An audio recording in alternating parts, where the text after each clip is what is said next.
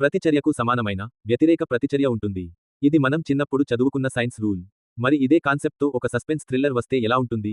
Senior hero Sumanth lead రోల్లో నటించిన latest investigation thriller Newton's third law. ప్రోమోలతో ఊరించిన ఈ సినిమా థియేటర్లలో ప్రేక్షకులను ఏ మేర మెప్పించిందో ఇప్పుడు రివ్యూలో చూసేద్దాం. ఇక కథ విషయానికొస్తే 2026లో డేవిడ్ అనే బిగ్ షాట్కి ఎవరో న్యూటన్స్ థర్డ్ లా అనే బుక్ కొరియర్ చేస్తారు. అందులో 1999లో జరిగిన ఓ ఘోరమైన కార్ యాక్సిడెంట్ కథ ఉంటుంది. ఆ ప్రమాదంలో జ్యోతి అనే అమ్మాయి చనిపోతుంది. కట్ చేస్తే వినయ్ అనే కుర్రాడు బిల్డింగ్ పైనుంచి దూకి సూసైడ్ చేసుకుంటాడు. ఈ కేసుని ఇన్వెస్టిగేట్ చేయడానికి వస్తాడు పోలీసాఫీసర్ వాసుదేవ్, అంటే మన సుమంత్. అయితే పోస్టుమార్టం రిపోర్ట్లో వినయ్ది ఆత్మహత్య కాదు, హత్య అని తేలుతుంది. అసలు జ్యోతి యాక్సిడెంట్ కేసుకి వినయ్ హత్యకి కనెక్షన్ ఏంటి? ఈ కథలోకి జగపతిబాబు పోషించిన స్టీఫెన్ మెర్క్యూరీ క్యారెక్టర్ ఎలా వచ్చింది? అసలు ఆ బుక్ రాసింది ఎవరు? ఇవన్నీ తెలియాలంటే సినిమా చూడాల్సిందే. మనవాళ్లు ఈ మధ్య మలయాళం థ్రిల్లర్ స్టైల్ని బాగా ఫాలో అయిపోతున్నారు. గంటన్నర పాటు కథను సాగదీసి చివరి 20 నిమిషాల్లో ఊహించని ట్విస్టులు ఇచ్చి షాక్ ఇవ్వడం ఆ స్టైల్. ఈ సినిమా కూడా అచ్చం అలాగే సాగుతుంది. సినిమా ఆరంభం, క్లైమాక్స్, డాట్స్ కనెక్ట్ చేసిన తీరు చాలా బాగున్నాయి. కానీ మధ్యలో వచ్చే ఇన్వెస్టిగేషన్ సీన్స్ మాత్రం ప్రేక్షకుడి సహనానికి తీవ్ర పరీక్ష పెడతాయి.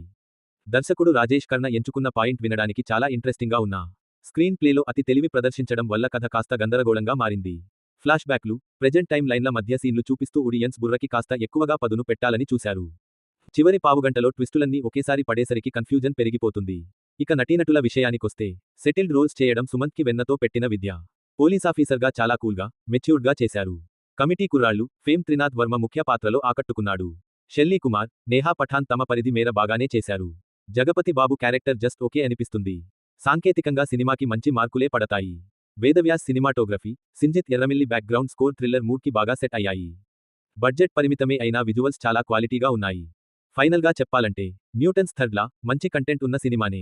కానీ పకడ్బందీ స్క్రీన్ ప్లే లేకపోవడం వల్ల ఆడియన్స్కి పూర్తిస్థాయి థ్రిల్ని ఇవ్వలేకపోయింది.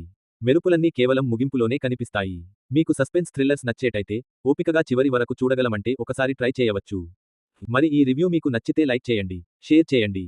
అలాగే మన ఛానల్ను సబ్స్క్రైబ్ చేసుకోవడం అస్సలు మర్చిపోకండి. Thank you.